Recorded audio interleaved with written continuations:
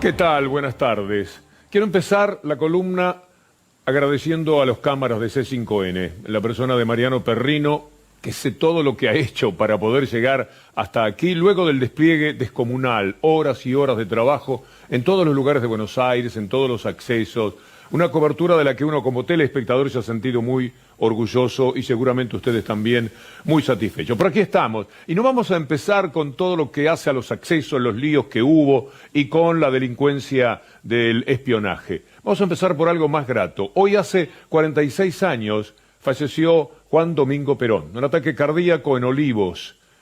Hace 2 años estaba en Rusia junto a Diego Maradona haciendo un programa para Telesur, de la mano del 10. Y le recordé a Diego el episodio, y me parece que es muy amable para ponernos en marcha hoy, escuchar al más grande de los jugadores de fútbol hablando nada menos que de Perón.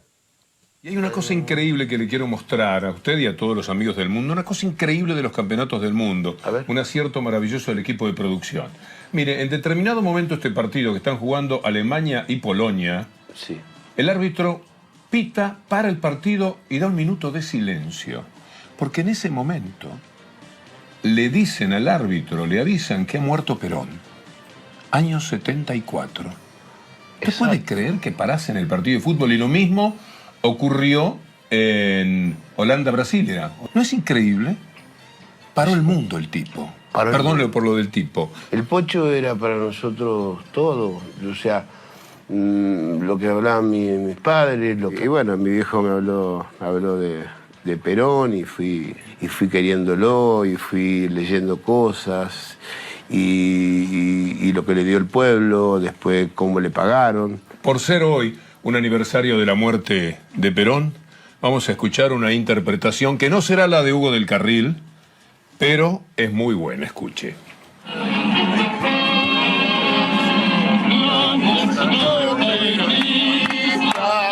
Todos unidos triunfaremos y como siempre daremos un grito de corazón, viva Perón, viva Perón. Hubiera sido un gran encuentro. La historia nos debe una foto de Perón y Maradona.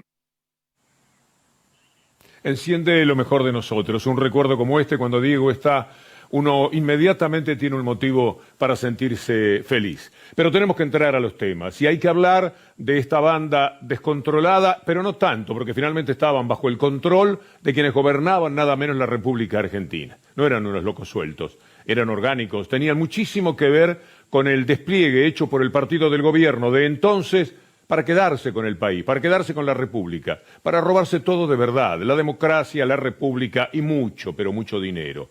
Hoy fue negada la exhibición de prisión al señor Nieto, secretario, hombre muy directo de Mauricio Macri, porque cuando fueron a verlo hizo todo lo posible para entorpecer lo que era el comienzo de una investigación que por supuesto tenía que ver con él.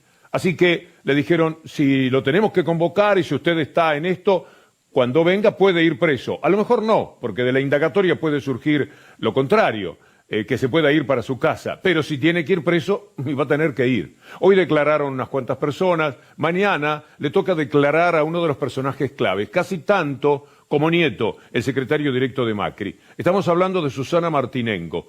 Ha negado Macri que la conoce, también los otros integrantes del PRO, porque no tienen vergüenza, porque no tienen ningún decoro, y siempre han sido impunes, se han sentido de esa manera. Ellos son responsables frente a un periodismo que los tolera porque ellos son sirvientes de ese periodismo, y le ocultan, le tapan todo, como después vamos a ver. Escúchela, Susana Martinengo, a ver si no tiene nada que ver con el mundo Macri. En realidad la respuesta se la da el ingeniero Macri, no se la doy yo. Yo nada más que soy un instrumento en el gobierno de la ciudad y que me ha tocado y ha confiado en mí para esa tarea. Pero nada más que soy un instrumento. Todo lo que hago es a pedido de él. También quiero dejar claro eso. Por el perfil de Mauricio, cuando no lo asocian a lo solidario, a la gente que tiene necesidades. Mi trabajo es justamente eso. Estoy puesta ahí para atender a todas las personas que vienen y necesitan ayuda. El gobierno o quienes estuvieron como Nicolás Massot la defienden de todas las maneras. Es decir, no a ella, no les importa Susana Martinengo.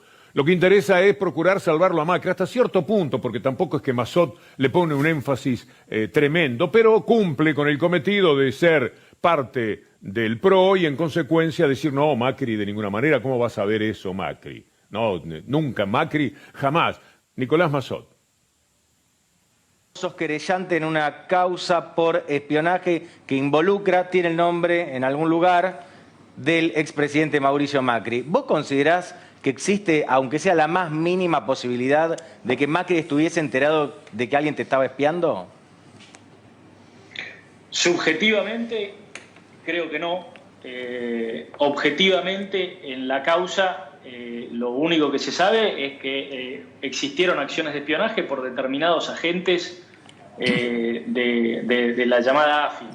Pertenezco a un gobierno en el cual creo en muchos de sus dirigentes y me inclino a pensar, y obviamente quiero pensar que esto no era del conocimiento del presidente y de las máximas autoridades. No es muy convincente lo que dice Massot porque él mismo sabe cómo es la historia. Él la conoce desde adentro y hay algo que no le permite cruzar tanto la barrera de la mentira y afiliarse plenamente a ello. Trata de defender hasta donde incluso uno podría entender como parte de lo que es su necesidad política, porque pertenencia tiene todavía con ese grupo. Pero volvamos a Martinengo, para que quede muy claro cuánto rol jugaba, ya no solamente sentada jugando con Antonia y con Macri, fotografiada con ellas, en Olivos, no solo la persona a la que todos los espías dicen era la persona a la que iban a ver para que después le entregara las cosas a Macri, como ella misma decía, todo lo que hago tiene que ver con Macri.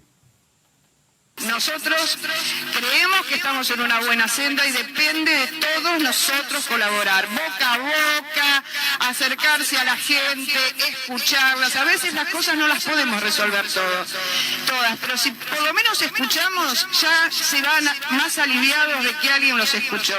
Entonces nosotros estamos comprometidos con el proyecto, la idea es esa, escuchar al vecino. Hay cosas que se pueden lograr, otras no, pero lo mejor es escucharlos. No tenemos que tener la soberbia de creer que vamos a ganar y el vecino no es importante. Lo más importante es la gente, que la gente viva bien, como dice el ingeniero Macri. La gente, nosotros todos nos merecemos vivir mejor.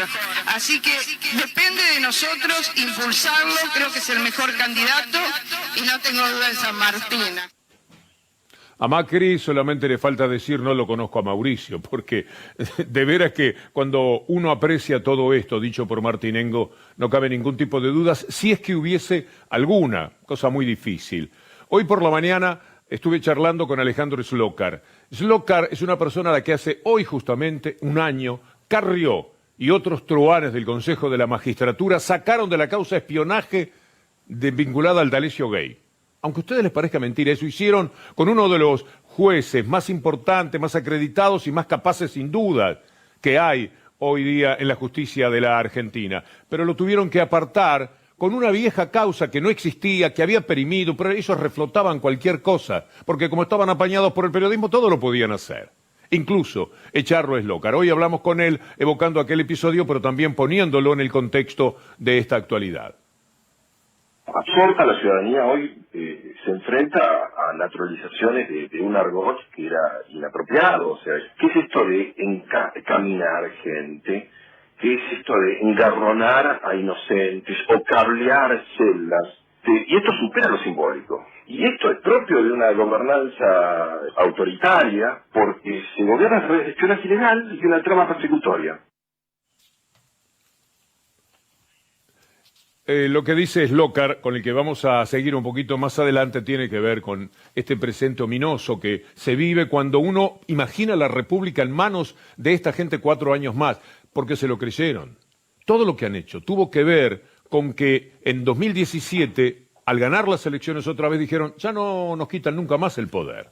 Con los medios, con la plata, hambriaron tanto a la gente que entre eso y el amor por otra candidata, determinó que, por suerte, uno se sacara de encima a esta banda, porque son verdaderamente eso, un grupo de personas que estaban para cometer todos los delitos como vamos a seguir viendo y que no lo podrán negar, protegidos por estos diarios de los que les muestro este facsímil, pero que ustedes van a ver más directamente en lo que le presentamos ahora. Mire lo que hacía Clarín en el momento en que eran detenidos personas que estaban vinculados a lo que ellos llamaban la corrupción K. Tapa del diario, por supuesto. Esto está contrapuesto a lo que sucedió hoy. ¿A usted le parece que es noticia que 14 personas sean detenidas y que en la suma lleguen a 22? Que tengan que ver con una persona que trabaja en Casa Rosada, potencialmente con el secretario directo del presidente de la República, con sus colaboradores, con Arribas, con Magdalani, toda una banda de policías. ¿A usted le parece que esto puede ser ignorado? Bueno, mire la tapa de hoy de Clarín. Ahora, para que usted vea que juegan juntos y que esta es la gran mentira que tenemos que sobrellevar. Esta es la impunidad del periodismo, de Lomanieto y de los Aguier, que nos tiene tomados como una tenaza hoy día, sobre todo la conciencia y el conocimiento de la información de muchísima gente. La Nación hizo lo mismo. Cuando eran los de otro partido, los que ellos siempre han querido destruir, los que eran llevados por la policía, por supuesto, tapa del diario. Hoy ignoraron eso por completo. Ahí queda seguramente muy claro en lo que ustedes están viendo. Pero vamos a dar una vuelta por el mundo, porque esta gente espió, hizo daño, persiguió y mintió, estigmatizó, enloqueció a la gente desde todos lados. Hay una película que usted podría hacer bien en ver, Cambridge Analytica. En esa aparece justamente la gente de Cambridge Analytica, no entrevistada en el Parlamento argentino, sino en el Parlamento británico, porque estaban hablando de todas las tareas de espionaje. El pro-contratante de Cambridge Analytica para hacer daño, ya se imaginan a quién. Vea esta nota, preste la atención, degústela, porque es necesario que usted tenga esta información, que a usted no se le escape el conocimiento de algo que hace tan profundamente a esto que ahora tenemos en Lomas de Zamora, pero sucede en Londres. Did you do much work in Latin America? Obviously you've spoken a bit about the Caribbean, but did you do any work in South America? A little bit. Did you do any work in Argentina? Yes, we've worked in Argentina. Who was that for in Argentina? Well, I think as I said last time, we don't generally like to talk about specific clients, simply because there's a client confidentiality there. Sure. I saw a side of a note about some of the work in Argentina, that it was an anti-Kirchner campaign. So you were working for one of the opposition parties or someone seeking to change political leadership in Argentina. Would that be correct? As far as I'm aware, and I again could circle back to you on this, I don't believe that we've ever worked on an anti-Kirchner campaign. Okay. I'm just looking at a note that someone's shared with me. It's a summary of a management meeting at SCL Group from the 27th of May, where there's a note on Argentina and it says anti-Kirchner campaign, AM presented to decision maker awaiting feedback. Right. So that suggests that you did present an anti-Kirchner campaign to someone who might be in the market for buying one. Well, no, that would present that maybe I pitched for such a campaign. Yeah, an anti-Kirchner campaign. Yeah. So clearly that was the meetings were around that premise that it was an anti-Kirchner campaign. So you're working for an opposition party or some other person interested in influencing politics in Argentina, wasn't supporting the government. That would be the appearance of that. Yeah. Have you ever worked with Paul Singer? Was he funded any of your work in No, in I've Argentina? never worked with Paul Singer. Okay.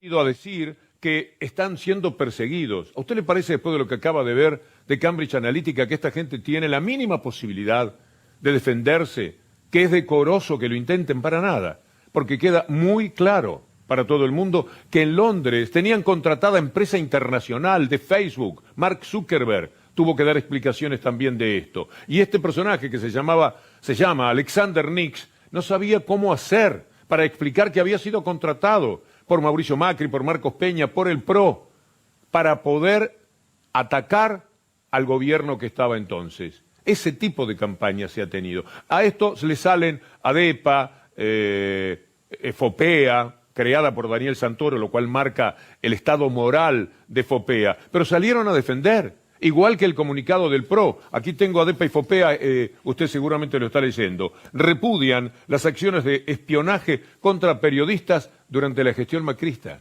Es una cosa llamativa que se animen a hacerlo son impunes, sienten que tienen mucho poder y por lo tanto pueden jugar esta ficha de cara a un mundo que los mire y dice, pero ¿cómo van a decir eso si todo es demasiado evidente?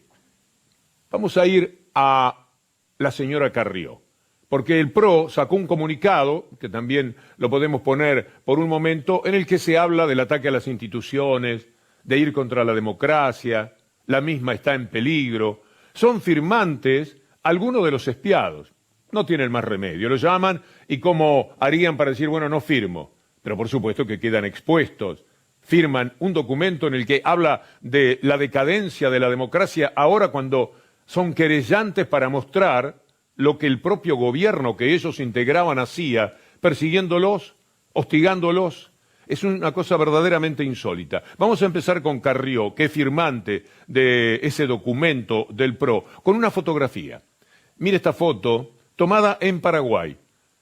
Ella cree, y nosotros también, que se la tomaron espías, porque como ella espiaba con un agente, había una especie de contraespionaje que seguramente va a aparecer en su momento. Estaba en Paraguay, se veía con espías paraguayos, con espías argentinos en Paraguay, y otros espías le tomaban esa foto. Y ella denunciaba el hecho. Mire el título de Clarín, para no tomar ningún diario que pueda ser sospechado de no tenerle simpatía al PRO.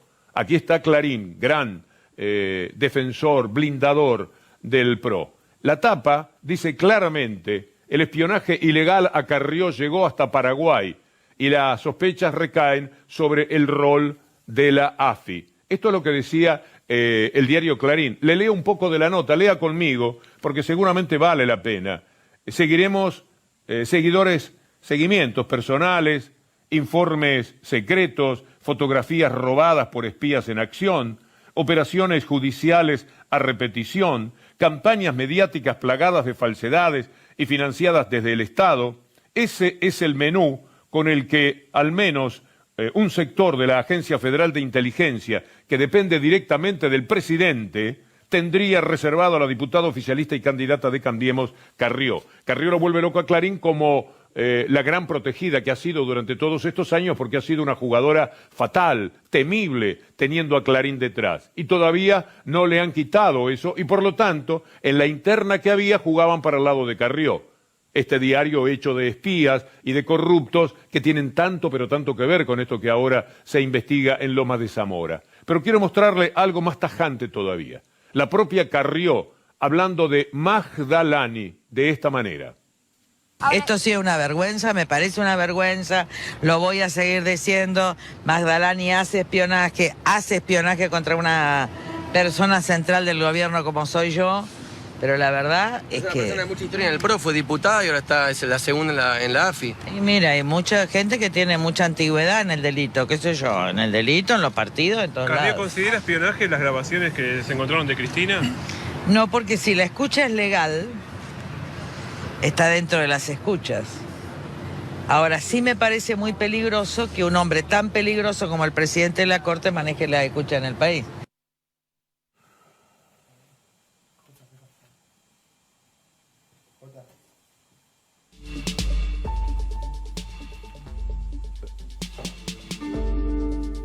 Bueno, esto es lo que Carrió decía sobre Magdalani. Es absolutamente increíble que ahora pretenda firmar un comunicado como ese del PRO. ¿Quién se llevaba por delante a la democracia? Sus propios espías, los espías de su gobierno, que cuando le daban contra, porque era una guerra también entre ellos, por eso espiaban a Santilli, por eso espiaban a Rodríguez Larreta, por eso espiaban a Carrió como contrapartida, porque era una durísima batalla de grandes sinvergüenzas que habían puesto a la República de rodillas.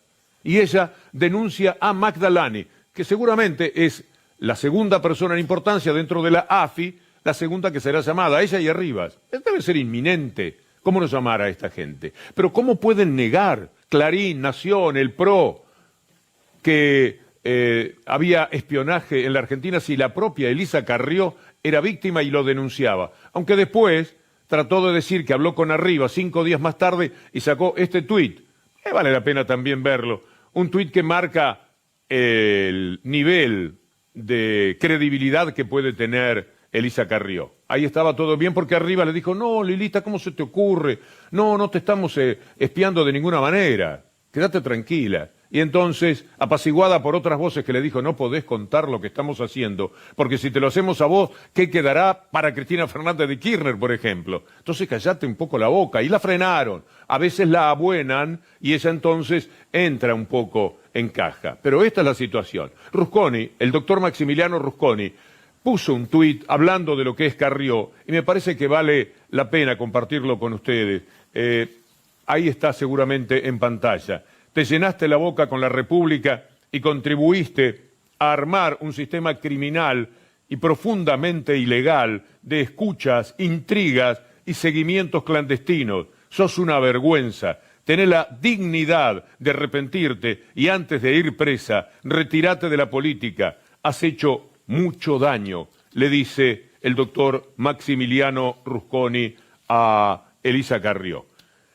También la doctora Natalia Salvo, una de las grandes luchadoras de los últimos tiempos, que ha tenido que defender a Echeves, que ha tenido que enfrentarse con toda la malicia de los medios que defendían a D'Alessio, porque D'Alessio era, no lo olviden nunca, gran columnista del tema narcotráfico y espionaje del diario Clarín, junto a Daniel Santoro, el fundador de Fopea. Todo cierra, todos ellos están metidos en una terrible cloaca. Mire lo que Natalia Salvo dice ahora, conocedora como es de toda esa interna del espionaje. La estructura del Estado puesta al servicio del espionaje ilegal, terrible para la democracia y para la función que tiene el servicio de inteligencia. La detención, como la funda el juez Villena, es porque estos ex AFI o ex policías de la ciudad o policía federal tienen todavía posibilidad de amedrentar testigos o víctimas por sí o por terceros, y sobre todo porque pueden o tienen la posibilidad con sus medios y sus vínculos de burlar la ley. No es una doctrina de Ursún. Yo les mostré Londres, Asunción, por supuesto está todo lo de la Argentina. Piense que también era una forma de espionaje contar con Paul Singer y toda la campaña que se hacía contra la Argentina, manejada a través de Cambridge Analytica, de la que participaba el PRO, como queda evidente, en Londres. En la Cámara de los Comunes de Londres, no aquí en el Parlamento local donde puede haber intereses políticos en juego. Pero mire, tenían también espionaje en la Asociación del Fútbol Argentino, porque son tan proclives al delito en la cara de toda la gente, que mostraron cómo tenían escuchas ilegales, ellos, tomadas seguramente del teléfono de Grondona en la AFA, porque allí lo llamaba Marcelo Tinelli. Mire lo que cuenta Ernesto Cherkis Vialo, de los teléfonos pinchados en la AFA, de los abogados propios, de los empleados propios de Macri, que había recalado a través de Angelici, otra persona imposible de presentar en una sociedad que tenga aprecio por sí misma, con toda esa, si me permiten el término, caterva de servidores del poder de la derecha. Mire lo que hacían en la AFA. Es que también el macrismo se metió en la AFA, es una obviedad decirlo, ¿no? Absolutamente, totalmente, definitivamente aplicando para su empoderamiento las mismas tácticas que lo hizo para el resto de los estamentos del país. En la AFA había teléfonos pinchados, dirigentes cómplices o encubridores, de los cuales si hay tiempo después hablaremos, dirigentes de rodillas coaccionados, encarpetados, y fundamentalmente un gran aparato de colocación en lugares estratégicos de gente del ejército macrista de ocupación. Esto eran básicamente abogados puestos en AFA, en Conmebol, y tenemos el emblemático... ¿Qué parece? En la Asociación del Fútbol Argentino también, porque se querían quedar con eso, querían sociedades anónimas, seguramente para hacer otro negocio más, no alcanzaba parques eólicos, los peajes, el correo, no le alcanza nada, porque cuando se tiene esa apetencia descomunal, que además está relacionada con el poder, no paran nunca. Por eso los diarios, estos infames, nunca paran tampoco defendiendo sus propios intereses. Y el gobierno hacía exactamente lo mismo, iba a todos lados por todo. La famosa expresión aquella, vamos por todo, es la de ahora. Es lo que ellos hicieron en cualquier sitio donde se presentaban. Tiene razón, se trata de un campo minado, lo que han dejado esta gente en la República, como lo dice el doctor Slokar. Porque esta descomposición provoca es el socavamiento de la confianza en las instituciones. Provoca la preferencia a que los ciudadanos no confíen en la solución de los conflictos a través de la justicia, a través del derecho, a través del Estado. Más que tierra basada, es campo minado. Hay una bomba de tiempo que está infectando la democracia en la Argentina. Pero no solamente fue una estafa a la transparencia proclamada, a la república que decían defender, como siempre dice la derecha cuando no es parte del poder, nada que ver con la ética, absolutamente con nada de esto. Era una estafa, pero también fue una estafa lo que hicieron económicamente, una gran estafa. Y los protagonistas suelen ser ridículos, porque cuando uno piensa en ellos, cuando uno toma el aspecto intelectual de la gente que estuvo a cargo del país, estos CEOs, hijos de gente muy acomodada, que seguramente lo es porque bien, mal, regular, hizo el trabajo para hacer fortunas. La muchachada que estaba en el gobierno, estuvieron hasta los 35 años, dando vueltas por el mundo, de playboy, de cómodo, un posgrado, una cosita de 3 meses en alguna universidad, pagarlo caro, tener el título, y después con ese título refregarlo por la gente, decir nosotros somos capaces, y los que están en la política no saben nada y además son corruptos. Nosotros vamos a defender al país. Mire, son tan personajes. Ahí estaba Duhovne, que lo podemos recordar, se acuerda con aquello del cartel. Estaba Dietrich, cuando llegaba en bicicleta a ver al rey, o Diguasel, cuando hablaba del cuento de los 3 chanchitos. Señores, Nicolás Duhovne manifestando. No volvamos al fondo, Carlos. Nos ocupamos de la reunión que en las últimas horas mantuvo el ministro Nicolás Duhovne en los Estados Unidos con la titular del Fondo Monetario Internacional. Perdón, Rubén. Sí. Está llegando Dietrich en bicicleta. 3.6 kilómetros la oficina. Sí. 3.6, acá está, acá cerca, ¿no? Sí, ahí en la oficina del Ministerio de Economía. El cuento de los 3 chanchitos es un buen ejemplo de cómo podemos hacer las cosas. El 6 de marzo de 2018, nosotros ya habíamos estado investigando a Guillermo Dietrich por lo que prometía ser el peor escándalo del gobierno de Mauricio Macri. En ese momento le habían dado ya aumentos descomunales del peaje. Apenas asume Macri, duplica las tarifas de peaje, al año siguiente las vuelve a duplicar y después de haberlas cuadruplicado, vende las acciones que tenía en la empresa Autopistas del Sol. Esta barrerita, mientras tanto, sin parar, siguió subiendo y bajando y te siguió cobrando a vos y a mí cantidades de guita que fluyeron hacia las arcas de esos accionistas, los que ahora están siendo investigados por la justicia, junto con los funcionarios que les permitieron hacer este mega negocio. Las autopistas del Curro, en ese momento, eran las que hacían lobby para obtener una renegociación del contrato y decían que nosotros les debíamos en total unos 1.000 millones de dólares. Sí, vos y yo. Vos, yo y todos los que usan las 2 grandes arterias de entrada a la ciudad de Buenos Aires. Bueno, eso terminó en junio de 2018 en el acuerdo para extenderles la concesión hasta 2030 sin licitación.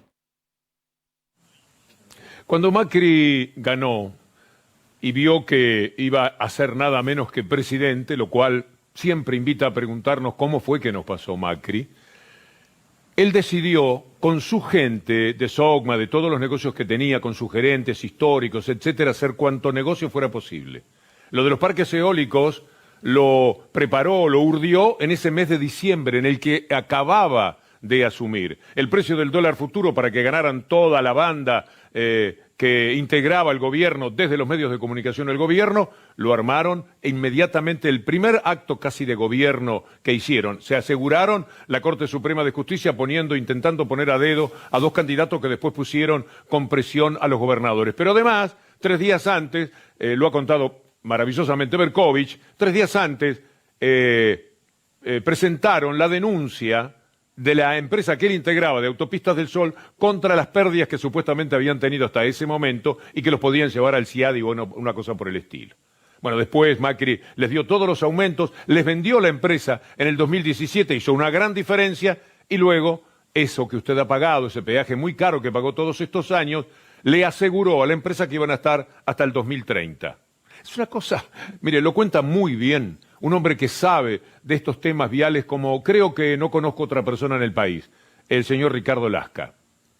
No perjudicó solo al usuario vial, sino a toda la sociedad en su conjunto, por el aumento en el costo de transporte que ha generado este impuesto al tránsito. Nos pareció muy buena la acción judicial, ojalá esto llegue a buen puerto. Se prorrogó la concesión por 12 años, sin licitación, sin una audiencia pública vinculante, se dolarizó el contrato, se permite ajustar las tarifas semestralmente, aumentos encubiertos como cobrar hora pico en ambos sentidos, cobrar hora pico los fines de semana y feriados, no levantar las barreras cuando hay congestión de tránsito, negocio fenomenal, con un tránsito realmente enorme, pasan más de 400.000 autos por día. Ahí lo tenemos a los detenidos en Lomas de Zamora, ahí la tenemos a Susana Martinengo que tiene que declarar mañana, ahí está Nieto esperando que lo lleven, ahí hay algunos periodistas preocupados, ahí están Clarín y Nación tratando de esconder la noticia todo lo que pueda, negando los títulos, negándose a ellos mismos en su condición de periodistas, ahí están ADEPA, FOPEA, el comunicado del PRO, para decir que no les da nada vergüenza. Entonces, hay que esperar que la justicia por lo menos haga todo lo posible para que las cosas sean tan claras como hemos soñado durante muchos años y no se nos daba. Ahora puede ser posible. Quedémonos con esa idea. Pensemos en positivo. Gracias, Pablo Dugan, y mañana, si Dios quiere, nos reencontramos.